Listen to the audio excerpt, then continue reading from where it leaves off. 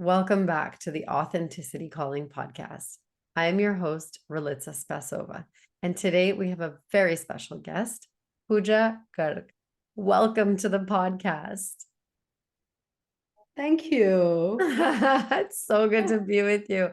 Tell us a little bit about what you had on your head just now. For the people who are listening to the audio and are not on video, Pooja just had a cover on her head. And what does it say on there? So this is a sauna hat, and it says change is the only constant. Beautiful. Change is the only constant. Tell us a little bit about that. hmm I am a personal development coach and a visionary, a change maker who believes in change starts from within. Mhm. And that is why I have this hat with me that I almost bring everywhere as much as I can. Yes. Beautiful, beautiful. And how did you come into being a change coach, like a supporter of people to be able to shift in life? hmm I started observing that I was feeling quite disappointed with myself, with my actions. There were no reasons to tap myself on the shoulders. Yeah. And slowly, I started to look for the personal development courses on YouTube, which was for free. And then I found myself interested into that. And I found my first coach from Facebook, which was a woman, and she was talking about inner child and mother wound and father wound and inner harmony and inner conflict.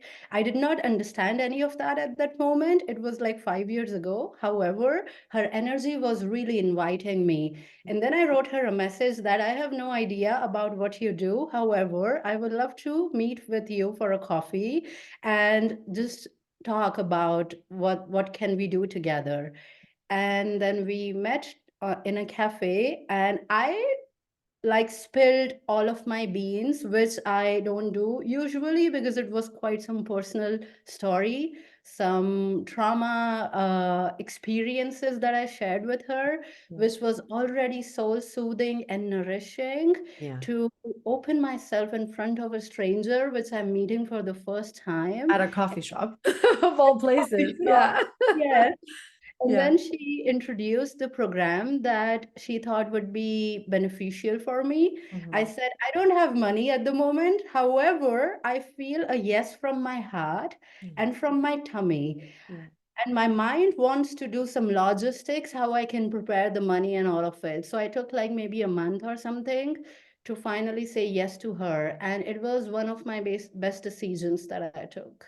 Beautiful, beautiful. Oh, I love that story because for many reasons. First, I think it's really important to ground in the knowing that there are just some people who Mhm. call it out in others. You know, there are some people who just they just are. And as you said, you just spilled your beans, which is so beautiful. You just can't help yourself, and they can't help it either. They are here to support people to feel comfortable in themselves so that they can actually get through, as you said, all the trauma, all the triggers, all the things, the wounds, and to be able to express. It's so important to have that safety, and to have that support. So I love that, that just it happened. It just happened so naturally for you, right? The other part of what you said that I think is really important to ground, and for whoever's listening, whoever heard this, and whoever thought, oh, that's interesting, or oh, that's different, or like, where do you even start? Is you said you felt it in your heart and you felt it in your gut that this was like, I call it a full body yes, right? Mhm. When you can't deny it, when your body's just like, I have to do this, that there's this like magnetism, there's this pulling, right? It's this knowing, deep knowing, right? But I think because probably a lot of our listeners will come from sort of that Western world, that Western way of being and doing, more of that masculine energy. I talk about masculine and feminine energy a lot, and I talk about it in a way that it's not about being male or female or man or woman or how you identify. It's not about a gender identity. It's not about a sexual orientation. But it's really the way that we use our energy and the priorities that we give our energy. And so if you've never heard about this, or if you've never differentiated, for those listeners who are kind of like, what are you talking about? Being more in the masculine is really being more in the planning, in the organization, and in the executing, doing. So really focused on achieving, really focused on ambition, really focused on those kind of things. That's more of the light masculine. There's also toxic masculine, but we won't go there today. And then the feminine is more in that being, in that trusting, in that intuition, feeling into yourself, feeling from your body, and trusting your body's sort of magnet or natural pull versus going to the head and thinking. And so in this context, I feel that you are, very much in your feminine, very trusting. The feminine is in the being, and the masculine is in the doing. And so I'm curious, and because you're a coach as well and you support people, do you mind just explaining, or even getting our audience into, and just explaining the difference between sort of being in the mind, and how do you bring them back into the body? Yeah, totally. Thanks. I feel from my personal experiences is the whispers that come in a lighter voice is usually coming from our heart and the tummy, Mm. and also it shows up for me through goosebumps and Mm. excitement. Mm. Sometimes it's also attached with fear, which my mind can recognize. However, deep inside is this deep knowing, as you said, and the excitement within. Yeah. How I bring my clients to the present is by simply connecting them with their breath and connecting them with the warmth of their own touch, because I feel, I mean, it is a fact that we all, I don't know why I did that, by the way. That's okay. That's It is okay. a fact that we all are a healer. It's just that we are yet slowly coming to the truth of ourselves. That's right. That's Yeah. right. Yeah. And for those that are listening, Pooja did some air quotes, for the sort of like the truth, because it's true. I think a lot of people are really disconnected from this understanding and this knowing. And, everything has to be science-based for us to believe in it, especially in the Western world, which is just simply, that's not life, right? It's not the world that we know once we open up to all of the other things outside of our minds, and outside of logic, and outside of reasoning, and outside of that sort of more masculine space, right? When we drop into the knowing, it's almost like, how does a bird know to fly? Well, the mother leaves, there's no more food. They have to search for food for survival, and they just do. They don't know that they can fly, right? A Mhm. butterfly doesn't know that it can fly, but it just takes off, and it's in wonder and awe and amazement for a moment because it found something new. But we just, in our human mind, I think we question so much everything that we often don't go into the body. And I love what you said about, feeling the goosebumps, or, bringing people to touch, like to touch themselves, because Mhm. again, we don't turn in that much either, right? We don't take the time for ourselves, to embrace ourselves, to hold space for ourselves. So I absolutely love and adore that, that's something that you teach your clients to do. Yeah. Mhm. Yeah, I love to do that as well. And I also feel like sharing that my journey started from being in my mind as well. Mm. Like I wanted to have the proof, the solid proof from the Mhm. science. And I started by researching what other people have done and how is it proved. Like, how are the manifestations coming real? What Mm. are they talking about? I Yeah. don't get it. Like, and slowly I allowed the inner explorer in me to Yes. find my own facts, to Mhm. connect, to try it out, because if you never try, you never know. And also at the same time, I have been always connected with the faith that is deep within. Mm. It has been a magnetic pull for me. I love that. I love that it's sort of, that's, the what we call discovery learning in education. I used to teach. And so I think it's really important to inspire that curiosity within ourselves, but also within others, like asking those. As coaches, we just do this naturally. We ask so many questions, right?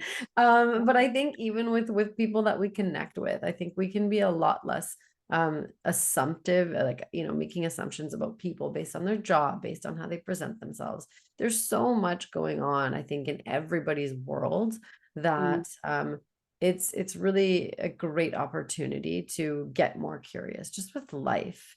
And I think that's where a lot of that sort of human suffering kind of comes in, is, and the disconnection as well in our world. I feel like we just don't know. We just don't know what we don't know. And Mm. it's sort of that like vast space that we're a little bit resistant to go there in a way. And so I really, it's so beautiful that, can you bring that card up again? I just want to read it for the listener, for people on the podcast. If you never try, you'll never know. Yeah, I love that. Is that one of the grounding principles that you use in your coaching? Yeah, like this has been with me since I connected with my intelligence, I would say.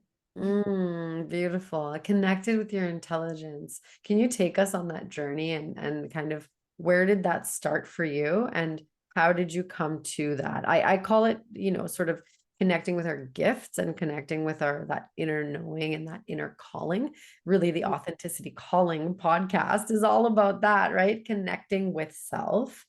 And Mhm. so I'm really curious if you can take us on the journey of like, how did you even get there in yourself? What are those like shining gifts, and how did you know? That's a beautiful question. So I feel that I want to start from the time when I was in my bachelor's Hmm. in India. And okay, I need a moment. So, for the context, I come from a family who had certain belief system about women getting married at a certain age because they care, and also their daughters are not allowed to make boyfriends, like all of those rules. And I have been a rebellious person since the beginning, a stubborn one, because I feel my soul contract is here to challenge the norms and to walk the path of my truth so that I can radiate the truthfulness at the same time. Mhm. And I got quite some restrictions from home, and my family members were like also a little bit like, oh my God, what to do with this girl? She doesn't listen, and all of that. Yeah, So they tried to like impose some restrictions, which is not giving me the opportunity to do my master's and wanting me to get married. yeah, And this is the story that is also in the book, uh, yes. Oh, my chapter. Yeah. yes. And Amazing. I'm just gonna plug the book because I forgot to mention that in the beginning. This is how we met, actually, is we're both co-authors of this amazing book, Beyond Coincidence.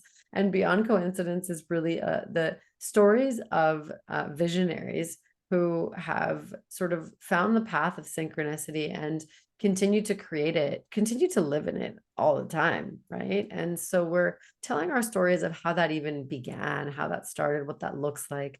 Coaching and support on how to get there. Such a beautiful book, and I'm so excited to read everyone's chapter. I can't wait to read yours. So sorry to interrupt, but I just had to plug that in there.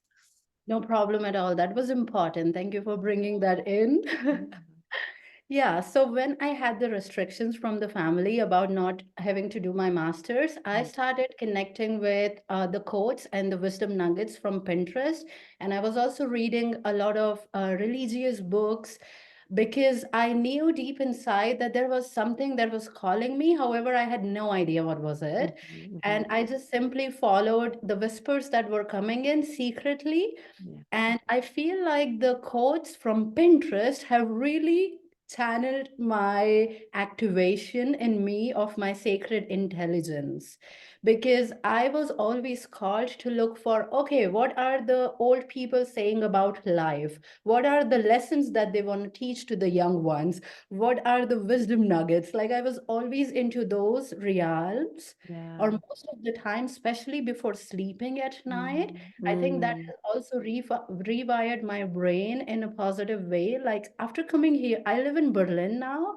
I'm okay. like jumping to Berlin Mm, for 7.5 years. And every time I have met people, like they were like, oh, you're so positive.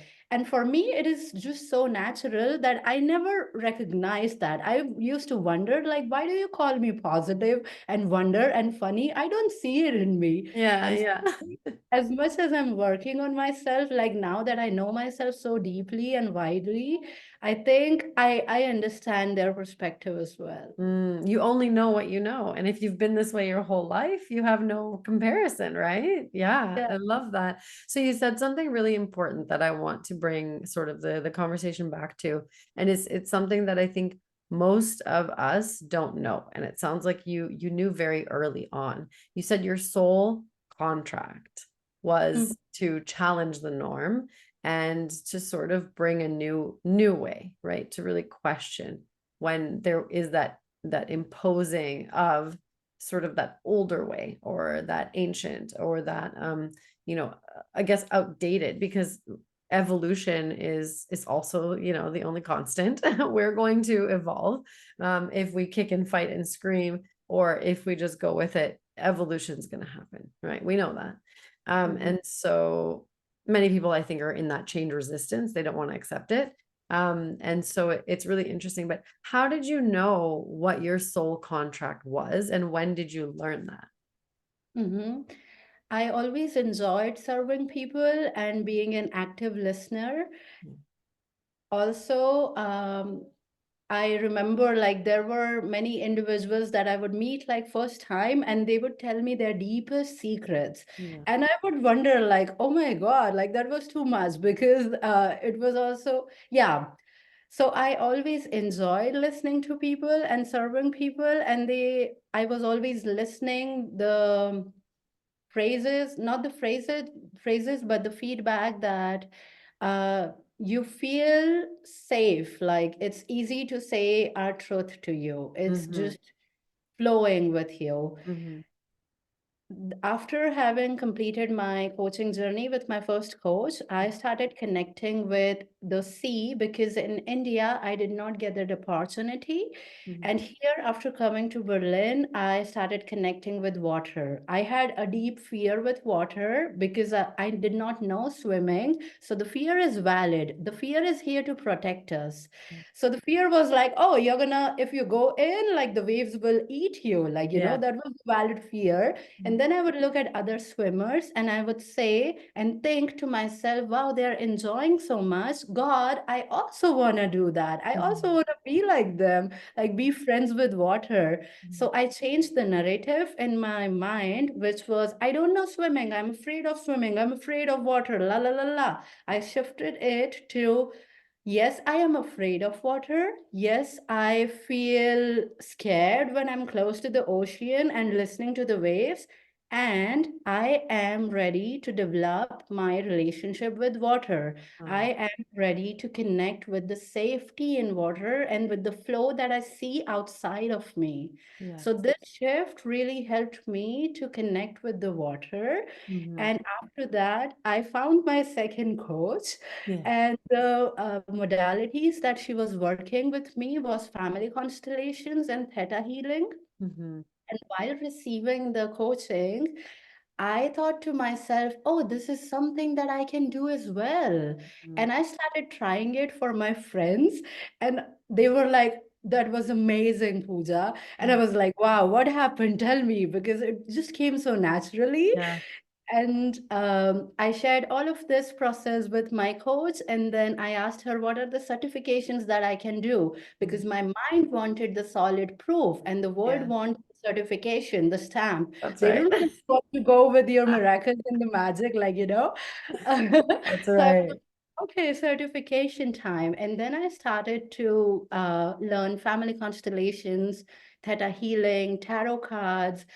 And what else did I learn? Breath work, body work, like all of it. Amazing. Amazing. I love that. And so these are like really your gifts coming online. And what I'm hearing is you've had this sort of young spirit in you of curiosity and of not seeing the world as sort of that black and white way that it was set up for us, but really with that curiosity and even being able to open the mind to say and be so accepting and kind to yourself and say, yes, this is true. And what about this? Like, could there be another way? I love that beautiful childish sort of play with life and that curiosity. It's such a lightness that I think that's what people are probably talking about when they say, like, you're so positive, like you're just so, like people have explained this to me before when I was younger, is like, you're this like little ball of light that just bounces around and drops light off everywhere you go. I really see that mirror in you. It's so Oh. beautiful. Yeah, it's so beautiful. It brings this new sense of like, oh yeah, that's why we're here. We're here to play. We're here to have fun. We're here to enjoy. Yes, I love that.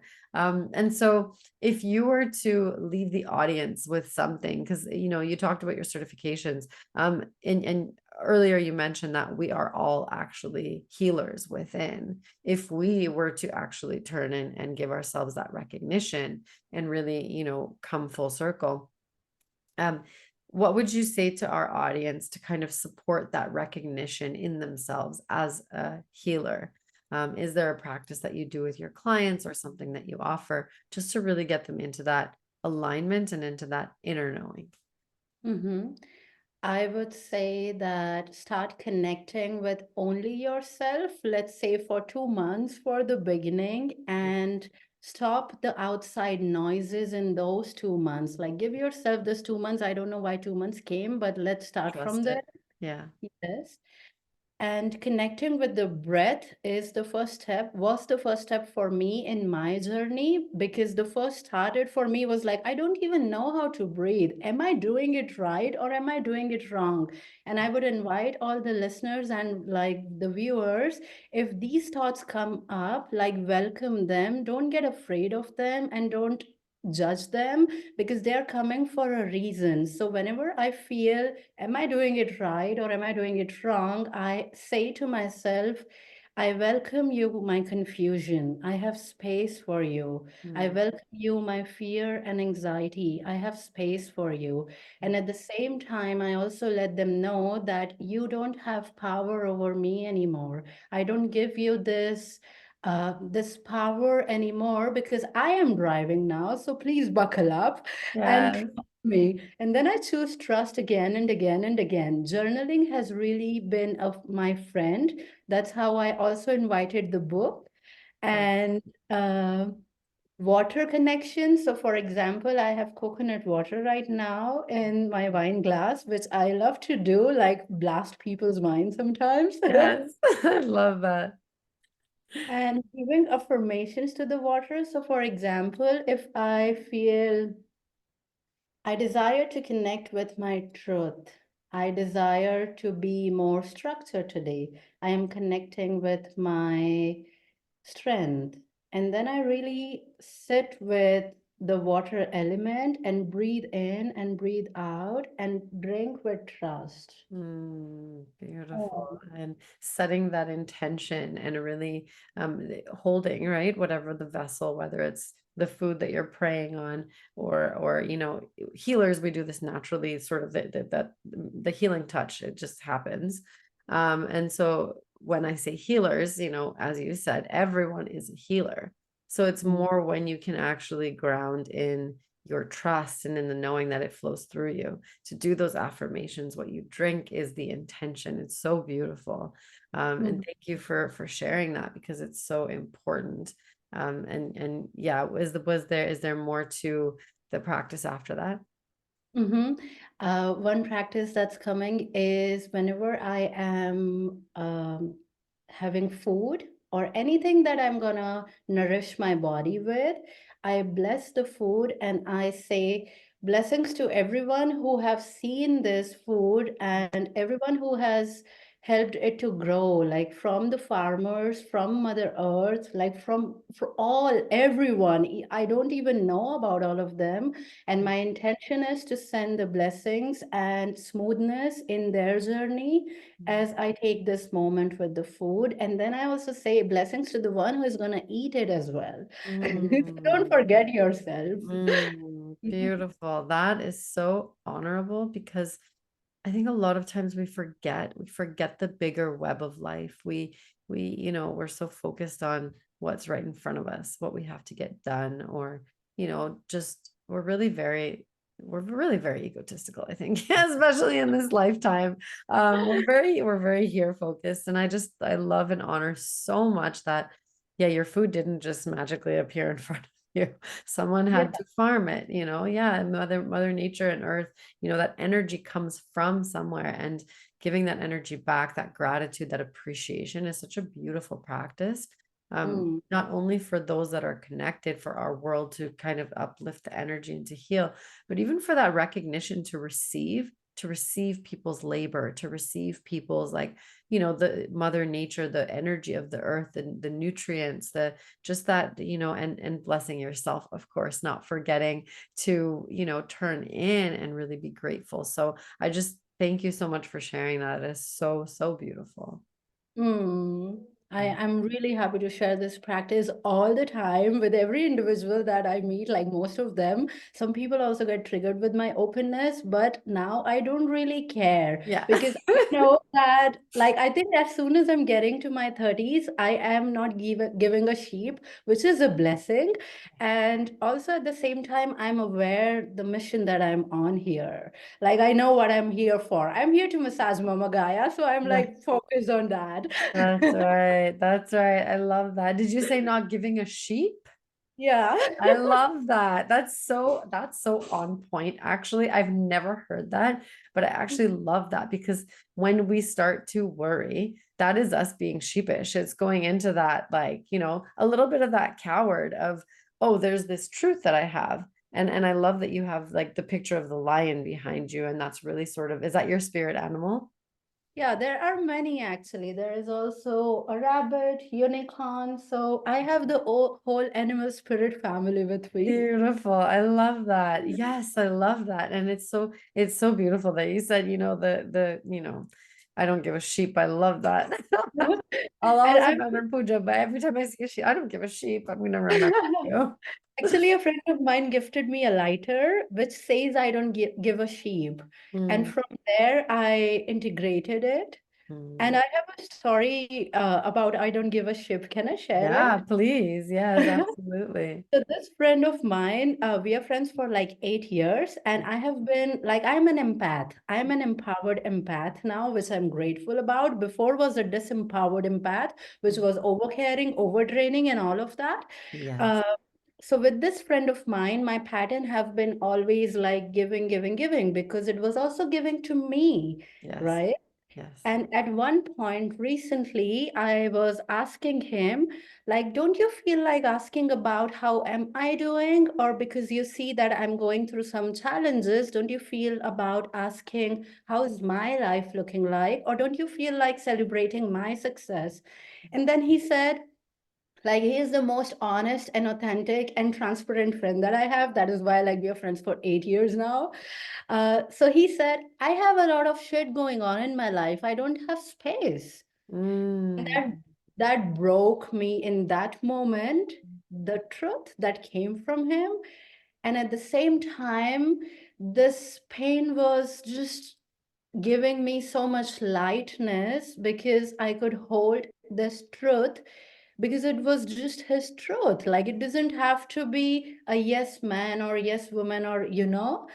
uh, And then yeah. like he gave me this lighter. I don't give a sheep. And I'm like, well, of course. Yes, yes, I love that. You know, it's so interesting because a lot of times, you know, it's that over giving that you're talking about. That's really interesting. I think we have to have a whole other podcast about that, because I think it is quite common in our world. But one thing that stood out to me is you said, you know, I'm an over giver because I was given to. And that's such a beautiful thing, isn't it? Just appreciate Yes. where it came from, because I think a lot of times we kind of we shame and we blame ourselves, and we're like, oh, why do I do that? And we don't Mm. accept ourselves as we are. And so I just love that, both towards your friend and just more towards life and to yourself, you're so much in that acceptance. It's so beautiful, because that is the way we sort of elevate and kind of say, okay, well, and now what, right? Like, and moving on. Yeah. Love that. Oh, I love that. Pooja, thank you so, so much for being on the podcast. I have no doubt that this will be one of multiple. I have a really this deep inner sense of like beautiful friendship between us already, and we literally just met. I think we're connected forever through the book. I'm so excited to know more about your chapter and to read it. So the book launch is May 30th, which is so exciting here in on the west side, and May 31st on the Australia side. So they're a little bit ahead of us. But the I book think is like coming. I am also on the 31st of May. I'm sorry to interrupt. Yeah, it's okay. Thank you. Yes, absolutely. And Berlin is on the 31st as well. So thank you so much, Pooja, for coming, for your light, for your gift, and just for sharing your journey. It's so, so amazing to be with you. Thank you so much for your time and for this connection. And my whole team is here also to thank you. Oh, I love them. Thank you. Thank you. Thank you. Thank you. In Oh, our sessions, like we play with all of them. So you choose which you want to bring in. I Just as love a that. teacher for whoever is feeling attracted to my energy. I love that. That's so beautiful.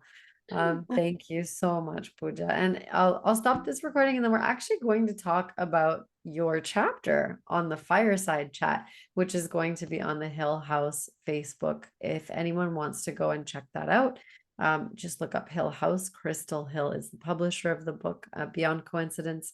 And there's a little interview with each of the authors talking about their chapters. So I'm so excited to learn more about that. But thank you so much for being on the podcast, and I look forward to the next one. Thank you so much. Same here. Thanks.